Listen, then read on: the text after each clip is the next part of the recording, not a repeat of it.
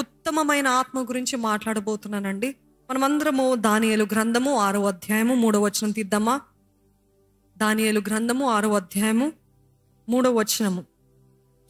ఈ దానియేలు అతి శ్రేష్టమైన బుద్ధి గలవాడై ప్రధానులలోను అధిపతులలోను ప్రఖ్యాతి నొంది ఉండెను గనుక రాజ్యమంతటి మీద అతని నియమింపవలెనని రాజు ఉద్దేశించెను. దానియేలుకి ఎటువంటి బుద్ధి ఉందంట? అతి శ్రేష్టమైన, ఇంగ్లీష్లో చూసినట్లయితే స్పిరిట్ ఆఫ్ ఎక్సలెన్స్.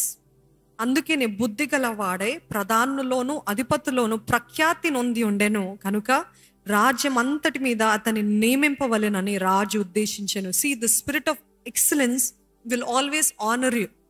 రాజుల ముందు నిలబెడుతుంది, ఘనుల ముందు నిలబెడుతుంది, గొప్పవారి ముందు నిలబెడుతుంది.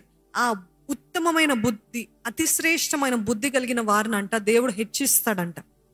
ఈరోజు మనకేముందిలే, మీడియాక్రిటీ, పర్వాలేదులే, చాలే, ఇంత చేసాను చాలే అన్న వారిని ఎవరు కూడా గుర్తించరు, ఎటువంటి దీవెన ఉండదండి. అదే రీతిగా చూసినట్లయితే నిర్గమాకాండము 31వ అధ్యాయము 3 నుండి 5 వచనాలు చదువుదాం.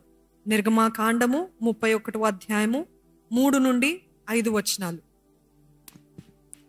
విచిత్రమైన పనులను కల్పించుటకును, బంగారుతోనూ వెండితోనూ ఇత్తడితోనూ పనిచేయుటకును, పొదుగుటకై రత్నములను సానబెట్టుటకును, కర్రను కోసి చెక్కుటకును, సమస్త విధములైన పనులను చేయుటకును, జ్ఞాన విద్య వివేకములను సమస్తమైన పనుల నేర్పును వానికి కలుగునట్లు వానిని దేవుని ఆత్మపూర్ణునిగా చేసి ఉన్నాను.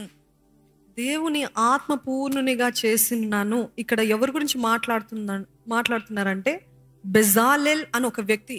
ఇది నిన్ననే నేను గమనించానండి. ఎన్నోసార్లు బైబిల్ చదవాను, కానీ నా డైలీ పోర్షన్లో ఇది చదివినప్పుడు నన్ను ఎంతగానో ఆకట్టుకుంది ఈ మాట. ఏంటిదంటే, ఈరోజు పనుల నేర్పు కావాలా, ఈరోజు సఫలత కావాలా, ఈరోజు మీ చేతి పనిలో జయము కావాలా, జ్ఞాన విద్య వివేకములు కావాలా, ఇవన్నీ కావాలంటే ఏం కావాలంట? దేవుని ఆత్మ పూర్ణినిగా చేసి ఉన్నానని దేవుడే సాక్ష్యం ఇస్తున్నాడు. Do you want that kind of spirit, the spirit of excellence? అందరు జ్ఞానుల ముందు, ఘనుల ముందు, రాజుల ముందు నిలబెట్టగలిగిన ఆ స్పిరిట్ ఆఫ్ ఎక్సలెన్స్ కావాలని అంటే అడగచ్చు ధైర్యంగా. ఎందుకంటే దేవుడి నుండే వచ్చింది. ఇక్కడ ఆయన చెప్తున్నాడు చూడండి, సమస్త విధములైన పనులను, చూడండి, సానబెట్టుటకును, కర్రను చెక్కుటకును, ఇత్తడితోను పని చేయుటకును, బంగారుతోను వెండితోను. ఇక్కడ చూడండి ఎన్ని పనులు ఉన్నాయి. విచిత్రమైన పనులు, బంగారుతోను వెండితోను ఇత్తడితోను, పొదుగుటకై రత్నములను సానబెట్టుటకును, కర్రను కోసి చెక్కుటకును, సమస్త విధములైన పనులను చేయుటకును, జ్ఞాన విద్య వివేకములను సమస్తమైన పనుల నేర్పును వానికి కలుగునట్లు వానిని దేవుని ఆత్మపూర్ణునిగా చేసి ఉన్నాను. ఎంతమందికి సమస్త విధములైన పని చేయటానికి నాకు జ్ఞానము కావాలి, ఉత్తమమైన ఆత్మ కావాలి, I need the spirit of excellence అంటారు. ఒక్కసారి చేతులెత్తి అడుగుతారా, దేవా అటువంటి spirit of excellence fill me lord, fill me with the spirit of excellence. ఈ రీతిగా చూసినట్లయితే నాకు ఒకలే జ్ఞాపకం వస్తారండి. బెజాలెలో ఎంతమందికి కనీసము నాకు గొప్పగా అవ్వాలని ఆశ ఉంది అన్నవారు ఉంటారా? చూపిస్తారా? ఆశ లేకపోతే ఎవ్వరూ గొప్పవారు అవ్వరండి. ఎన్నోసార్లు క్యాథరిన్ కుల్మన్ గురించి చెప్తూ ఉంటాను, మరలా చెప్తాను. ఎందుకంటే every instance of her life she always relied on God. తను ఎప్పుడు చెప్పింది, ఎప్పుడైతే సేవ పిలుపు పొందుకొని వచ్చిందో తన దగ్గర చిల్లి గవ్వ కూడా లేదు. అప్పటి వరకు తన అక్కతోటి సహాయపడుతున్న ఒక పియానిస్ట్ హెలెన్ అని ఉండింది. తన అక్క సడన్ గా వారి అక్క బావ మధ్యలో గొడవలు అవుతున్నాయని సేవ అంతా కూడా డిజాల్వ్ చేస్తారు. ఇంకా మా వల్ల అవ్వదు అనేసి డిజాల్వ్ చేస్తే ఆ పియానిస్ట్ ఎక్కడికి వెళ్ళాలో అర్థం కాక, సరే క్యాథరిన్ కుల్మన్ కూడా దేవుని సేవ చేస్తుందా అంటుంది కదా, నేను తనతోటి పియానిస్ట్గా ఉంటాను అని చెప్పి తనతోటి వెళ్ళింది. ఏదో చిన్న చిన్న గృహ కూడికలు ఆ రీతికి జరుగుతున్నప్పుడు ఒక అతను ఆకర్షించబడ్డాడు. దేవుని మాటలు, రక్షణ కార్యం ద్వారా ఆకర్షించబడి, నేను కూడా మీతో పాటు సేవలు ముందుకు వెళ్తాను అని బయలుదేరారనమాట. బయలుదేరిన తర్వాత కేవలం 3 ప్రారంభించండి. క్యాథరిన్ కుల్మన్, హెలెన్ అనే పియానిస్ట్, ఇంకో అతను ఫినాన్షియల్ అడ్వైజర్గా. అప్పుడు వారి దగ్గర డబ్బులు లేవు, కనీసము ఒక $10 కూడా లేని పరిస్థితిలో ఫైనాన్షియల్ అడ్వైజర్ అంట. అట్లాంటి పరిస్థితిలో వీళ్ళు వచ్చినప్పుడు క్యాథరిన్ కుల్మన్కి ఒక పిలుపు వచ్చింది, సడన్గా ఒక ప్రేరేపణ వచ్చింది. ఆ స్టేడియం కాదు, ఆ హాల్ ఆడిటోరియం అంతా మనము బుక్ చేసుకోవాలి, ఆ ఆడిటోరియంలో దేవుని కార్యాలు జరిగించాలి అని చెప్పిందంట. ఎవరితో? హెలెన్ తోటి చెప్పింది. అదే రీతిగా ఫినాన్షియల్ అడ్వైజర్ అనే ఆ వ్యక్తితోటి చెప్పింది. చెప్పిన తర్వాత ఆ ఫినాన్షియల్ అడ్వైజర్ అంటున్నాడంట, నవ్వుకుంటున్నాడంట, ఏంటి మన స్థితి ఏంటి, మన గతి ఏంటి, ఇప్పుడు మన బ్యాంక్ అకౌంట్ కాదు, మన చేతిలో ఉన్నది కేవలం $5. ఎంత ఉందంట అండి? ఓన్లీ $5. ఈ $5 పెట్టుకొని ఆడిటోరియం, అంత ఖర్చుతో కూడిన ఆడిటోరియం, కొన్ని $1,000 ఉండేది, అట్లెట్లా బుక్ చేస్తావు అని అంటే క్యాథరిన్ కుల్మన్ అన్నదంట, my God is big and whatever I do for him should be big అన్నదంట. హల్లెలూయా.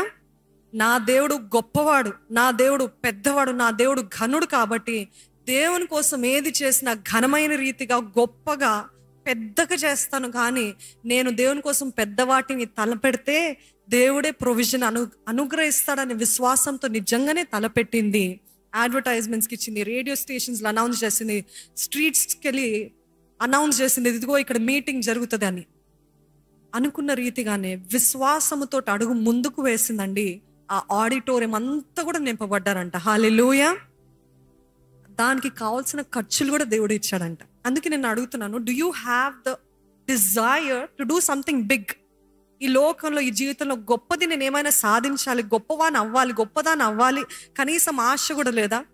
అవును, మీ కుటుంబము బాలేదేమో, అవును మీ బ్యాక్గ్రౌండ్ అంత తగ్గింది కాదేమో, బట్ పెంట కుప్పల నుండి లేవనెత్తి దేవుడు సింహాసనం ఎక్కిస్తాడంట. Hallelujah. God doesn't need your family background. మీ ఫ్యామిలీ బ్యాక్గ్రౌండ్ కోసం చూడడు దేవుడు. మీరు ఏ స్థితి నుండి వచ్చారని చూడడు. ఆశ ఉందా? ఆసక్తి ఉందా? వైరాగ్యం ఉందా? Do you have the spirit of excellence? ఉత్తమమైన ఆత్మ, శ్రేష్టమైన ఆత్మ కలిగి ఉన్నట్లయితే దేవుడే హెచ్చిస్తాడంట. ఈ స్పిరిట్ ఆఫ్ ఎక్సలెన్స్లో ఉండేది ఏంటి తెలుసా అండి? నైపుణ్యత, సామర్థ్యత. నైపుణ్యత, సామర్థ్యత. ఏది మీరు చెప్తారా? నైపుణ్యత, సామర్థ్యత. నైపుణ్యత ఉందా? నైపుణ్యత ఇంకో మాటలు చెప్పాలంటే స్కిల్. మీరు ఏ పని, ఎంతమంది వ్యాపారస్తులు ఉన్నారో నాకైతే తెలియదు, ఎంతమంది చదువుకుంటున్నారో నాకు తెలియదు, ఎంతమంది ఉద్యోగం చేస్తున్నారో నాకు తెలియదు, ఎంతమంది పరిచర్య చేస్తున్నారో నాకైతే తెలియదు, కానీ మీరు ఏది చేసినా నైపుణ్యతతోటి చేస్తున్నారా?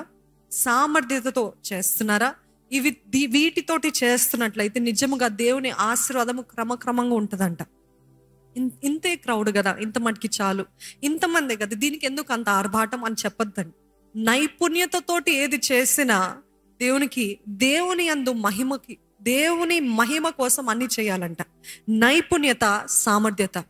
Is your preaching, if your preaching excellent, if your singing, is your singing excellent, if your an administrator, ఒక పై వ్యక్తిగా అన్ని చూసే వ్యక్తిగా, మేనేజర్గా, లేకపోతే ఒక లీడ్గా ఉన్నట్లయితే, are you excellent in that area? Whatever area you're in, are you excellent in that? ఎంతమంది విద్యార్థులు ఇక్కడ ఉన్నారండి? Students, anybody students here? చూడండి ఎంతమంది స్టూడెంట్స్ ఉన్నారు. I'm asking you, are you studying excellently? చేతులు ఎత్తకండి. నేను ఒక్కటే చెప్తానండి, ఎంతోమంది స్టూడెంట్స్, విద్యార్థులు ప్రార్థనకు వచ్చినప్పుడు నేను ఒకటే సలహా ఇస్తాను ప్రార్థన చేయకుండా. ఏంటిదంటే, అమ్మా, చెల్లి, sister, you are not studying for yourself అని చెప్తాను. ఒకవేళ మీ కొరకు అలాగ ప్రార్థన చేసి మాట్లాడానంటే మీలో ఉన్న వారికి తెలుసు. నేను ఎప్పుడు ఒకటే చెప్తాను, ఏంటిదంటే, నువ్వు నీ కోసము చదవట్లేదు, నువ్వు మీ తల్లిదండ్రుల కోసము చదవట్లేదు, నువ్వు దేనికోసం చదవట్లేదు, కానీ నువ్వు దేవుని మహిమ కోసము చదువుతున్నట్లయితే ఆ రోషము వేరుగా ఉంటుంది, ఆ వైరాగ్యం వేరుగా ఉంటుంది. నా దేవుని నేను మహిమపరచాలి నా చదువు ద్వారా, నా దేవుని మహిమపరచాలి. ఈ కాలంలో చాలా మంది ఎగ్జామ్స్ రాస్తున్నారు. I know so many people are writing exams.